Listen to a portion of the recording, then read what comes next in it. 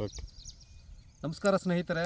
ಇವತ್ತು ಸಾಕಷ್ಟು ಜನ ಯುವಕರಿಗೆ ಮತ್ತು ಮಧ್ಯವಯಸ್ಕರಿಗೆ ಮತ್ತು ಏಜ್ ಆದಮೇಲೂ ಕೂಡ ಏನಾಗ್ತಾಯಿದೆ ಅಂದರೆ ಶರೀರದಲ್ಲಿ ಶಕ್ತಿಯ ಒಂದು ಸಂಚಯ ಕಡಿಮೆ ಆಗಿ ಮತ್ತು ಶುಕ್ರಾಣುಗಳ ಒಂದು ಸಂಖ್ಯೆ ಕಡಿಮೆ ಆಗಿ ಮತ್ತು ಒಂದು ಶಾರೀರಿಕ ದೌರ್ಬಲ್ಯದಿಂದ ನಪುಂಸಕತೆ ಜಾಸ್ತಿ ಆಗ್ತಾಯಿದೆ ಈಗ.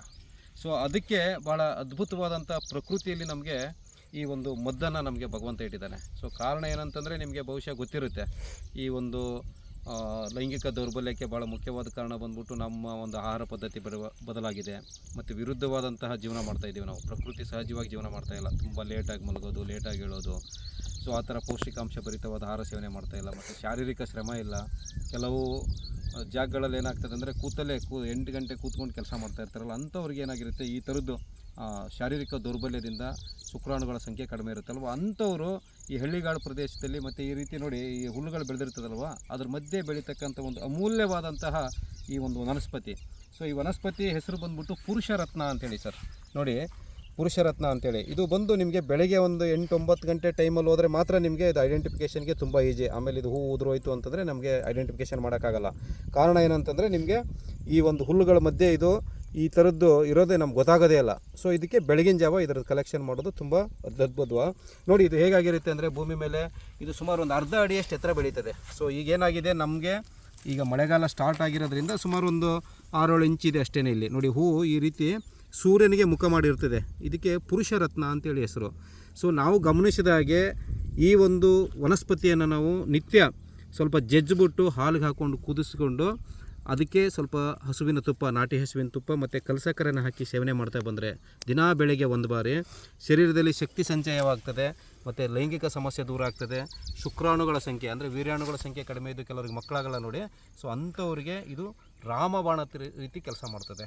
ಸೊ ಯಾಕೆಂದರೆ ಇದ್ರ ಹೆಸರೇ ಪುರುಷರತ್ನ, ಅಂದರೆ ಪುರುಷರಿಗೆ ತುಂಬ ಅಮೂಲ್ಯವಾದಂತಹ ವನಸ್ಪತಿಯಾಗಿರೋದ್ರಿಂದ ಇದ್ರ ಹೆಸರೇ ಪುರುಷರತ್ನ ಅಂತ ನಮ್ಮ ಪೂರ್ವಜರುಗಳು ಅಂದರೆ ಋಷಿ ವಿಜ್ಞಾನಿಗಳು ಇದನ್ನು ಹೆಸರಿಟ್ಟಿದ್ದಾರೆ.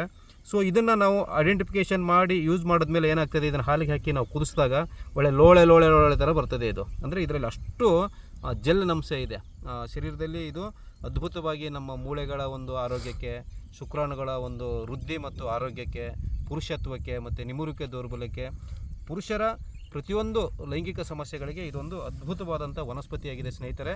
ಸೊ ಇದು ಬೆಳಗ್ಗೆ ಒಂದು 8-9 ಗಂಟೆ ಟೈಮಲ್ಲಿ ಮಾತ್ರ ಇದು ನಿಮಗೆ ಕಣ್ಣಿಗೆ ಕಾಣಿಸ್ತದೆ ಈ ಹೂವಿರೋವರಿಗೆ. ಸೊ ಇದ್ರ ನೋಡಿ ಹೂವು ಅಷ್ಟೇ ನಿಮಗೆ ಪಿಂಕ್ ಕಲರ್ದಿದೆ. ಸೊ ನೀವೆಲ್ಲರೂ ಈ ರೀತಿ ಹುಲ್ಲುಗಳು ಬೆಳೆದಿರೋ ಜಾಗದಲ್ಲಿ ಇದು ಹೆಚ್ಚಿಗೆ ಬೆಳೀತದೆ. ಈ ಹೊಲಗಳು ಉಳುಮೆ ಮಾಡ್ದೇ ಕೆಲವರು ಬಿಟ್ಟಿರ್ತಾರಲ್ಲ, ಅಲ್ಲಿ ಬೆಳೀತದೆ.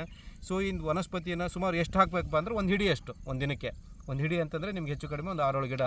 ಸೊ ಇದೊಂದು ಅರ್ಧ ಅಡಿ ಹತ್ರ ಆದಮೇಲೆ ಒಂದು 3-4 ಗಿಡ, ಒಂದು 6-7 ಗಿಡ ಸಾಕು. ಒಂದು ಜಜ್ಬಿಟ್ಟು ಹಾಲಿಗೆ ಹಾಕಿ ಚೆನ್ನಾಗಿ ಕುದಿಸಿ ಆಮೇಲೆ ಸೋಸ್ಕೊಂಡು ಅದಕ್ಕೆ ಒಂದು ಚಮಚ ನಾಟಿ ಹಸುವಿನ ತುಪ್ಪ, ಸ್ವಲ್ಪ ಕಲ್ಸಕ್ಕರೆ ಹಾಕ್ಕೊಂಡು ನಿತ್ಯ ಕುಡಿತಾ ಬಂದರೆ ಶರೀರದಲ್ಲಿ ರಸಾದಿ ಸಪ್ತ ಧಾತುಗಳು ಅಂದರೆ ರಸ, ರಕ್ತ, ಮಾಂಸ, ಮೇದ್ಯ, ಮೂಳೆ, ಮಜ್ಜೆ, ಶುಕ್ರ ಇವೆಲ್ಲವೂ ಕೂಡ ವೃದ್ಧಿಯಾಗಿ ಪುರುಷ ಸದೃಢವಾಗ್ತಾನೆ ಮತ್ತು ಅವ್ರ ವೀರ್ಯಾಣುಗಳ ಸಂಖ್ಯೆ ಜಾಸ್ತಿ ಆಗ್ತದೆ. ಮತ್ತು ಈ ಬಂಜತನ ಅಂತ ಏನು ಹೇಳ್ತೀವಿ, ಪುರುಷ ಬಂಜತನಕ್ಕೆ ಇದು ಅದ್ಭುತವಾಗಿ ಕೆಲಸ ಮಾಡೋದಂಥ ಮೂಲಿಕೆಯಾಗಿದೆ ಸ್ನೇಹಿತರೆ.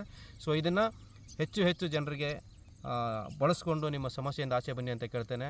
ಸೊ ಈಗ ನಾವು ಪಟ್ಟಣ ಪ್ರದೇಶದಲ್ಲಿ ಇದ್ದೀವಿ ಮತ್ತು ನಮಗೆ ಸಮಯದ ಅಭಾವವಿದೆ ಮತ್ತು ನಮಗೆ ನಮ್ಮ ಭಾಗದಲ್ಲಿ ಇದು ಸಿಗ್ತಾ ಇಲ್ಲ ಅಂತನ್ನೋರು ಇದಕ್ಕೆ ಅಂದರೆ ಪುರುಷರಿಗೆ ಸಂಬಂಧಪಟ್ಟಂಥ ಔಷಧಿಗಳು ನಮ್ಮ ಹತ್ರ ಸಿಗ್ತವೆ. ವಜ್ರಕಾಯ ಚೂರ್ಣ ಅಂತೇಳಿ ಸುಮಾರು ನೀವು ಹಿಂದಿನ ಒಂದು ಸಂಚಿಕೆಗಳಲ್ಲಿ ನೋಡಿರ್ತೀರಿ. ಅದ್ರ ಬಗ್ಗೆ ಸುಮಾರು ಜನ ಅದನ್ನು ಬಳಸಿ ಪ್ರಯೋಜನವೂ ಕೂಡ ಪಡೆದಿರ್ತೀರಿ. ಸೊ ಈ ಒಂದು ಪುರುಷರತ್ನವನ್ನು ಬಳಸಿಕೊಂಡು ನಿಮ್ಮ ಶರೀರದ ದೌರ್ಬಲ್ಯವನ್ನು ನಿವಾರಿಸಿಕೊಳ್ಳಿ ಅಂತ ಹೇಳ್ತಾ ಈ ಒಂದು ಸಂಚಿಕೆಯನ್ನು ಇಲ್ಲಿಗೆ ಮುಗಿಸೋಣ ಸ್ನೇಹಿತರೆ. ಎಲ್ಲರಿಗೂ ನಮಸ್ಕಾರ.